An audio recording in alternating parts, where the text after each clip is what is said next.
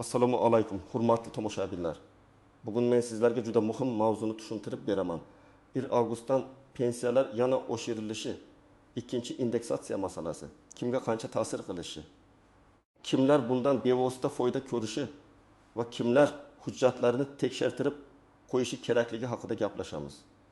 Bu ma'lumot ayniqsa pensionerlar, nogironlik nafaqasi oluvchilar, boquvchisini yo'qotgan oilalar, ijtimoiy nafaqa oluvchilar va ularning farzandlari uchun juda muhim.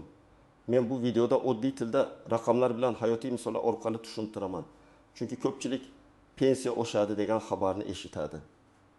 Lekin aslida qaysi to'lov oshadi, qancha oshadi, qachondan qo'lga tegadi, bank kartaga qachon tushadi, pochta orqali oladiganlar nima qiladi, qayta hisob-kitob avtomatik bo'ladimi yoki ariza yozish kerakmi? Mana shu savollarda chalkashib qoladi. Shuning uchun videoni oxirigacha ko'ring. Ma'lumot sizning oilangizdagi keksa ota-onangizga, buvingizga, bobongizga yoki o'zingizga kerak bo'lishi mumkin. Hozirning o'zida kanalga obuna bo'ling. Videoga like bosing. Chunki bunday tushuntirishlar ko'pchilikka yetib borishi kerak. Avvalo pensiya indeksatsiyasi nima ekanini sodda qilib tushuntiraman. Indeksatsiya degani pensiya va ayrim ijtimoiy to'lovlarni narx-navo oshishi. Inflyatsiya, yashash xarajatlari ko'tarilishi fonida qayta ko'rib chiqish degani. Ya'ni davlat odamlar oladigan pulning qadri tushib ketmasin. Eng zarur xarajatlarni qoplashga yetarli bo'lsin degan maqsadda pensiyalarni ma'lum foizga oshiradi. Oldin ko'pchilik pensiya oshishini yilga bir marta kutardi. Masalan, bahorda yoki yilning ma'lum bir davrida oshiriladi. Keyingi yilgacha shu miqdorda qoladi degan tasavvur bor edi. Lekin hayotda narxlar bir joyda turmaydi. Oziq-ovqat, dori-darmon, kommunal to'lovlar, transport, tibbiy xizmatlar. Hatto oddiy kundalik buyumlar ham asta-sekin qimmatlashadi. Ayniqsa pensioner odam uchun dori-darmon xarajati juda katta masala. Bir oyda 3 xil dori ichadigan odam bilan 7 xil dori ichadigan odamning xarajati bir xil emas. Shu sababli ikkinchi indeksatsiya masalasi juda muhim. Agar pensiya yil davomida ikkinchi marta oshirilsa, bu shunchaki qo'shimcha pul emas. Bu pensionerning bir oylik dori xarajati, kommunal to'lovining bir qismi, nevara uchun yo'l puli, ro'zg'or uchun qo'shimcha oziq-ovqat, ba'zan esa qarzga kirmaslik imkoniyati degani. Endi 1 avgustdan oshiriladigan xabar nimani anglatadi? Bu yerda asosiy masala shuki, oshirilgan miqdor aynan 1 avgustdan boshlab hisoblanadi. Lekin har bir odam pulni aynan 1 avgust kuni qo'liga oladi degani emas. Kimdir bank kartasiga oy boshida oladi, kimdir pochta orqali belgilangan jadval bo'yicha oladi. Ba'zida texnik qayta hisob-kitoblar sababli pul bir necha kun farq bilan tushishi mumkin. Muhimi, hisob-kitob sanasi 1 avgustdan bo'lsa, avgust oyi uchun to'lov yangi miqdor bo'yicha berilishi kerak. Birinchi toifa. Yoshga doir pensiya oluvchilar, ya'ni mehnat staji va ish haqi asosida pensiyaga chiqqan fuqarolar. Ular uchun pensiya miqdori ko'pincha ish staji avvalgi ish haqi, pensiya hisoblashdagi bazaviy ko'rsatkichlar va qo'shimcha ustamalarga bog'liq bo'ladi. Agar umumiy indeksatsiya qo'llansa, ularning amaldagi pensiyasi ma'lum foizga yoki belgilangan tartibda oshiriladi. Masalan, bir pensioner hozir 1 million 200 ming so'm pensiya olayotgan bo'lsa, indeksatsiya 10% deb tasavvur qilaylik. Bunda uning pensiyasi 120 ming so'mga oshib 1 million 350 ming so'm bo'lishi mumkin. Agar 15% bo'lsa, 160 ming so'm qo'shiladi va 1 million 360 ming so'm bo'ladi. Men bu raqamlarni tushuntirish uchun misol sifatida keltiryapman. Aniq foiz va aniq tartib tegishli rasmiy hujjat bilan belgilanadi. Lekin hisoblash mantig'i shunday. Sizning hozirgi to'lovingizga oshirish koeffitsiyenti qo'llanadi. Ikkinchi toifa nogironlik pensiyasi yoki nogironlik nafaqasi oluvchilar. Bu yerda juda ehtiyot bo'lish kerak, chunki pensiya bilan nafaqa bir xil narsa emas. Pensiya odatda mehnat staji va sug'urta badallari bilan bog'liq bo'ladi. Nafaqa esa ayrim hollarda staj yetarli bo'lmagan, lekin ijtimoiy himoyaga muhtoj fuqarolarga tayinlanadi. Shuning uchun oshirish tartibi ham bir xil bo'lmasligi mumkin. Ayrim to'lovlar foiz bilan oshiriladi, ayrimlari eng kam miqdorlarga bog'lab belgilanadi. Masalan, nogironligi bo'lgan fuqaro 920 ming so'm atrofida nafaqa olayotgan bo'lsa, indeksatsiyadan keyin uning to'lovi oshadi. Lekin oshish miqdori yoshga doir pensiya olayotgan odamnikidan boshqacha bo'lishi mumkin. Nega? Chunki hisoblash bazasi boshqa. Shu sababli men doim aytaman. Qo'shnimniki shuncha oshibdi, menikisi nega kam deb xulosa chiqarishga shoshilmang. Har bir insonning to'lovi alohida asosda hisoblanadi. 3-toifa. Boquvchisini yo'qotganlik pensiyasi oluvchilar. Bu oilalarda ko'pincha voyaga yetmagan farzandlar, o'qiyotgan talabalar, mehnatga layoqatsiz a'zolar bo'ladi. Bunday to'lovlarda oiladagi oluvchilar soni ham muhim ahamiyatga ega. Masalan, bitta farzand bo'lsa boshqa, 2 yoki 3 farzand bo'lsa boshqa miqdor chiqishi mumkin. Indeksatsiya qilinganda faqat bitta odamning emas, butun oilaga hisoblangan to'lovning miqdori qayta ko'rib chiqiladi. Misol uchun, ona 2 farzandi uchun boquvchisini yo'qotganlik pensiyasi olayotgan bo'lsin. Hozir oilaga jami 1 million 600 ming so'm to'lanayotgan bo'lsa, oshirishdan keyin bu summa sezilarli o'zgarishi mumkin. Lekin farzandlardan biri 12 yoshga to'lgan, o'qishni davom ettirmagan yoki ma'lumotnoma topshirmagan bo'lsa, to'lov tarkibi o'zgaradi. Shu sababli bunday oilalar hujjatlarni ayniqsa tekshirtirib turishi kerak. 4-toifa. Ijtimoiy nafaqa oluvchilar. Keksalik nafaqasi, nogironlik nafaqasi, bolalikdan nogironligi bo'lgan shaxslarga to'lovlar, parvarish bilan bog'liq ayrim to'lovlar alohida tartibda bo'lishi mumkin. Bu toifadagi odamlar ko'pincha menda pensiya emas, nafaqa menga ham oshadimi deb so'rashadi. Javob shuki, ko'plab indeksatsiya qarorlarida pensiya bilan birga ijtimoiy nafaqalar ham qayta ko'rib chiqiladi. Lekin qaysi to'lovlar kiritilgani rasmiy hujjatda aniq yoziladi. Shuning uchun faqat mish-mishlarga ishonmaslik kerak. Endi kimlar xavotir olmasligi kerak? Agar siz pensiyani muntazam olayotgan bo'lsangiz, hujjatlaringiz joyida bo'lsa, bank kartangiz faol bo'lsa, yasha manzilingiz va shaxsiy ma'lumotlaringiz tizimda to'g'ri bo'lsa, ko'p hollarda qayta hisob-kitob avtomatik amalga oshiriladi. Ya'ni har bir pensioner alohida borib ariza yozishi shart bo'lmaydi. Lekin bu umuman tekshirmang degani emas. Ayniqsa oxirgi vaqtda familiya, pasport, ID karta, yashash manzili, bank karta yoki ishonchnoma o'zgargan bo'lsa, tekshirtirib qo'yish foydali. Hayotiy misol keltiraman. Bir pensioner onaxon bank kartasini almashtirgan, lekin yangi karta ma'lumotlari to'lov tizimiga vaqtida kiritilmagan. Pensiya oshirilgan bo'lsa ham to'lov kechikkan. Onaxon pensiyamni bermayapti deb xavotirlangan. Aslida muammo oshirishda emas, bank rekvizitida bo'lgan. Bunday vaziyatda bankka borib, karta holatini tekshirish, keyin pensiya jamg'armasi bo'limiga murojaat qilish kerak bo'ladi. Yana bir misol. Bir boboxon pochta orqali pensiya oladi. U kishiga qo'shnisi hamma in avgust kuni yangi pulni oladi deb aytgan. Boboxon in avgust kuni pochtaga borib, nega menga berilmayapti deb ranjigan. Aslida pochta orqali to'lovlar jadval asosida yetkaziladi. Agar uning hududida to'lov 8 avgustga belgilangan bo'lsa, u yangi miqdordagi pensiyani 8 avgust kuni olishi mumkin. Demak, sanani va to'lov usulini farqlash kerak. Yana bir muhim jihat, pensiya oshishi hamma uchun bir xil so'mda bo'lmasligi mumkin. Kimdir menga 1000 qo'shildi, qo'shnimga bitta ming qo'shildi dedi. Bu adolatsizlik degani emas. Agar oshirish foiz asosida bo'lsa, pensiyasi yuqori bo'lgan odamda qo'shimcha summa ham ko'proq chiqadi. Masalan, 20 million so'm pensiyaga 10% qo'shilsa 100 ming bo'ladi. 2 million so'm pensiyaga 10% qo'shilsa 200 ming bo'ladi. Foiz bir xil. Lekin so'mdagi farq turlicha. Endi istisnolar, ko'zga ko'rinmaydigan nozik jihatlar va odamlar eng ko'p adashadigan nuqtalarni tushuntiraman. Birinchi nozik jihat. Oshirilgan pensiya bilan oldingi qarzdorlik yoki ushlab qolishlar aralashib ketishi mumkin. Masalan, ayrim pensionerlarda aliment, kredit, sud qarori, ortiqcha to'langan mablag'ni qaytarish yoki boshqa majburiy ushlab qolishlar bo'lishi mumkin. Bunday holatda pensiya oshgan bo'lsa ham, qo'lga tegadigan summa kutilganidan kamroq bo'lishi mumkin. Chunki tizim avval hisoblangan majburiy ushlab qolishni amalga oshiradi. Misol uchun, pensionerning pensiyasi 1 million 500 ming so'mdan 1 million 620 ming so'mga oshdi. U 1 ming so'm ko'proq olaman deb o'ylaydi.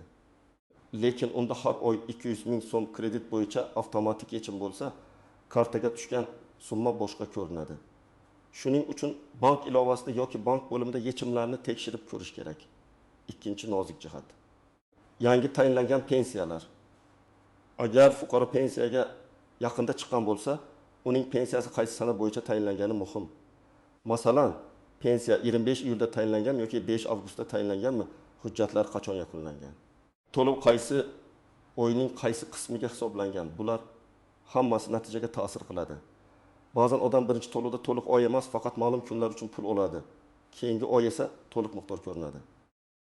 Shu sababli birinchi to'lovni ko'rib vayma qilish kerak emas. hisob kitob varaqasini so'rash kerak. Uchinchi nozik jihat ishlayotgan pensionerlar.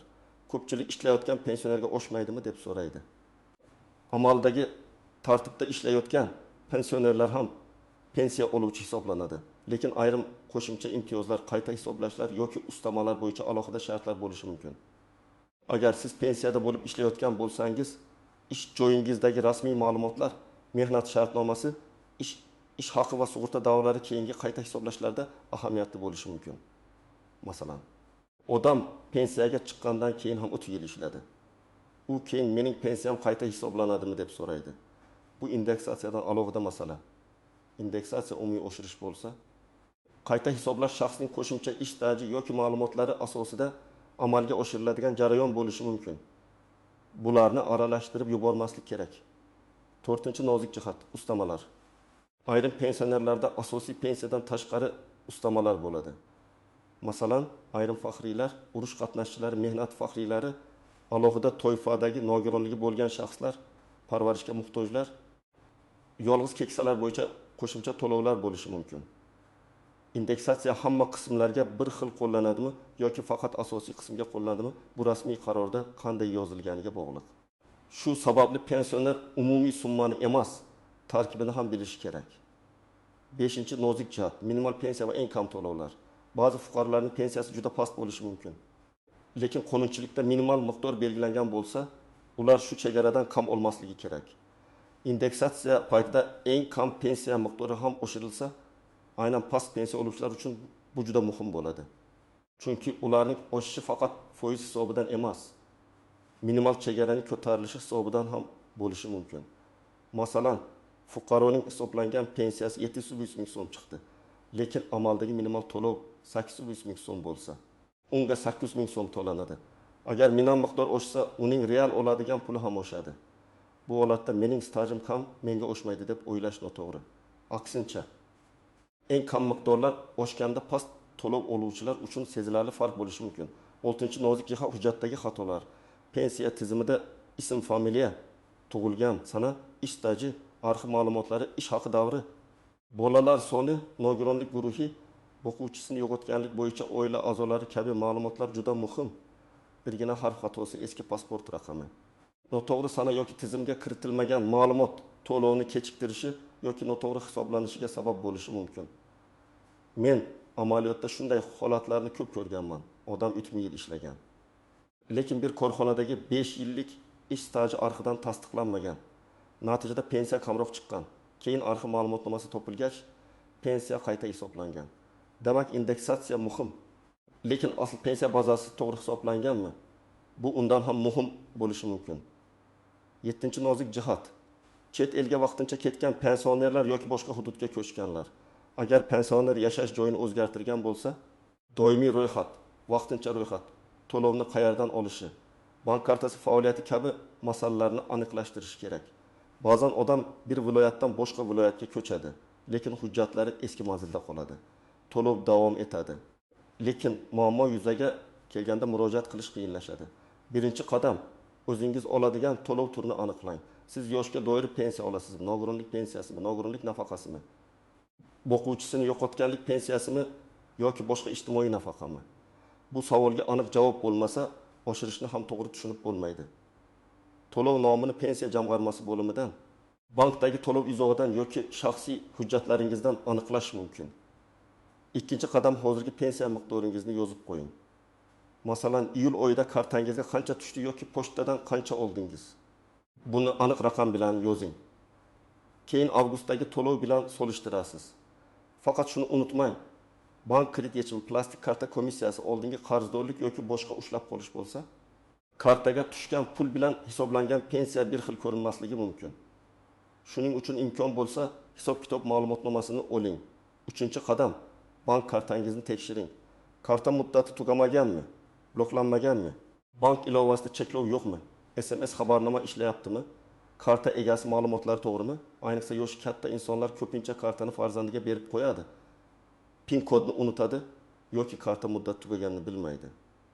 Pensiya oshirilsa ham karta muammosi bo'lsa, puldan foydalanish qiyinlashadi. 4-qadam, agar pochta orqali olsangiz, to'lov jadvalini aniqlang. Mahallangizdagi pochta bo'limidan yoki pensiya yetkazib beruvchi xodimdan avgust oyidagi aniq kunni so'rang. Hamma bugun o'lyapti degan gapga ishonib, behuda yurib ovora bo'lmang. Pochta to'lovlarida hududlar bo'yicha ketma-ketlik bo'ladi. 5-qadam hujjatlaringizni tayyorlab qo'ying. Agar pensiya miqdori noto'g'ri deb hisoblasangiz yoki oshirish ko'rinmasa, murojaat qilish uchun sizga pasport yoki ID karta, pensiya guvohnomasi bo'lsa, u bank karta ma'lumotlari, oldingi to'lovlar bo'yicha ma'lumot, mehnat daftarchasi nusxasi, arxiv ma'lumotnomalari, nogironlik bo'yicha tibbiy mehnat ekspertiza hujjatlari, boquvchisini yo'qotganlik bo'yicha tug'ilganlik guvohnomalari va o'qish ma'lumotnomalari kerak bo'lishi mumkin. Hamma hujjat ham hammaga kerak emas. Lekin asosiylarini tartibga solib qo'yish foydali. 6-qadam pensiya jamg'armasining tuman yoki shahar bo'limiga murojaat qilganda og'zaki gap bilan cheklanib qolmang. Agar masala jiddiy bo'lsa, yozma ariza bering. Arizada ism familiyangizni, tug'ilgan sanangizni, yashash manzilingizni, telefon raqamingizni, pensiya turi va muammoni aniq yozing. Masalan, avgust oyidan pensiya indeksatsiyasi qo'llangan-qo'llanmaganini tekshirib berishingizni. Pensiya miqdori bo'yicha hisob-kitob ma'lumotnomasini taqdim etishingizni so'rayman deb yozish mumkin. 7-qadam javobni kuting va hujjatli asos talab qiling. Agar sizga hammasi to'g'ri deyishsa, qanday hisoblanganini ko'rsating deyishga haqlisiz. Pensiya bu oddiy sovg'a emas, qonuniy huquq. Fuqaro o'ziga tayinlangan to'lov qanday shakllanganini bilishi kerak. Bu tortish uchun emas, aniqlik uchun kerak. 8-qadam yaqinlaringizga yordam bering. Ko'p pensionerlar internetdagi xabarlarni to'liq tushunmaydi. Bank ilovasini ishlatmaydi, MS'ni o'qiy olmaydi yoki rasmiy hujjat bilan mish-mishni farqlay olmaydi. Farzandlar, nevaralar, qo'shnilar, mahalla faollari yordam berishi kerak. Bir keksa insonning pensiyasi 100 ming yoki 200 ming so'mga noto'g'ri hisoblanib qolsa, bu uning hayotida katta farq qiladi. 9-qadam firibgarlardan ehtiyot bo'ling. Pensiya oshishi haqida xabarlar chiqqanda turli yolg'on xabarlar ham ko'payadi. Kartangizni bering, pensiyangizni oshirib beraman. SMS kodini ayting, indeksatsiyani ulab qo'yamiz. Ariza topshirish uchun oldindan pul o'tkazing degan gaplarga ishonmang. Hech bir rasmiy tashkilot sizdan bank kartangiz PIN kodini, SMS tasdiqlash kodini yoki ilova parolini so'ramaydi.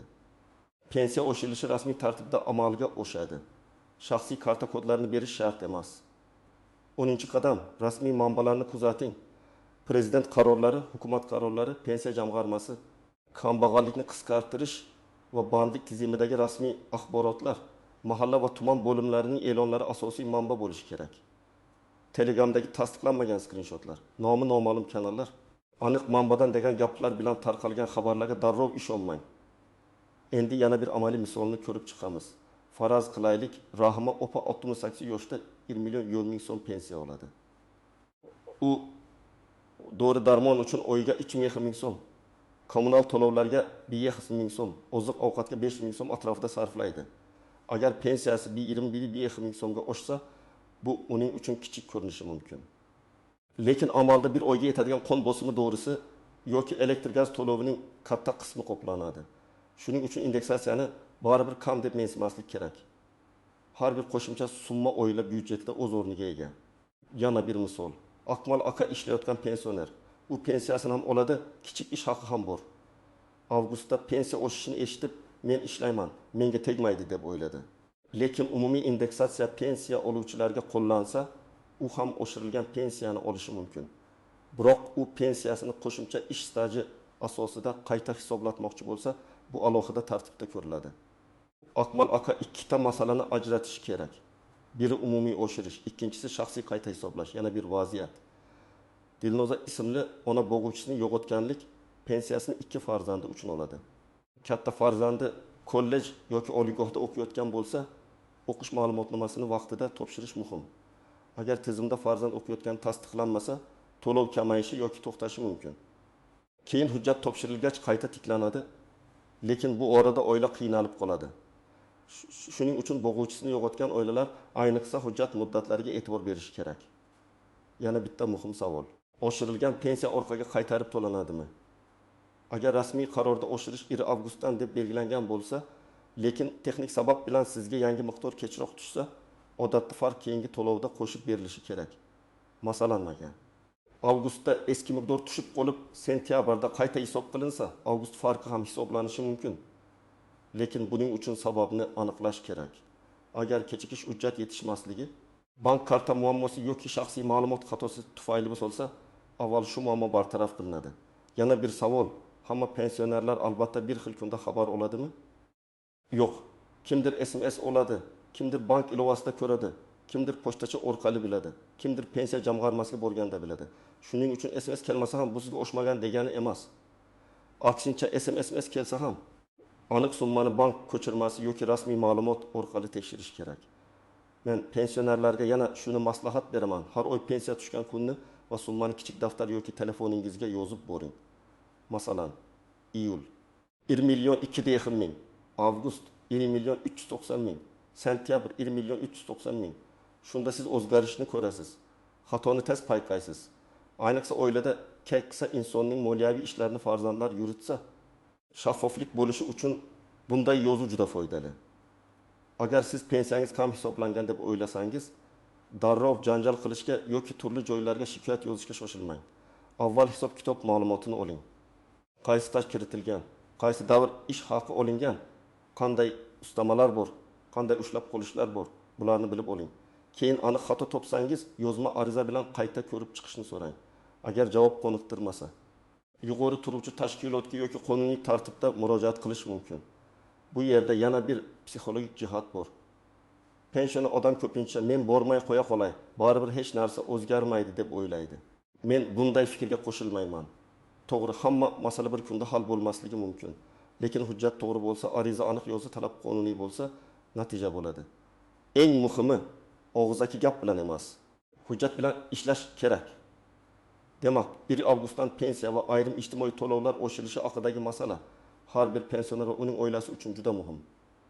Indeksatsiya narx-navo o'sish sharoitida odamlarning daromadini qo'llab-quvvatlashga qaratilgan. Lekin o'sish hammada bir xil ko'rinmasligi mumkin.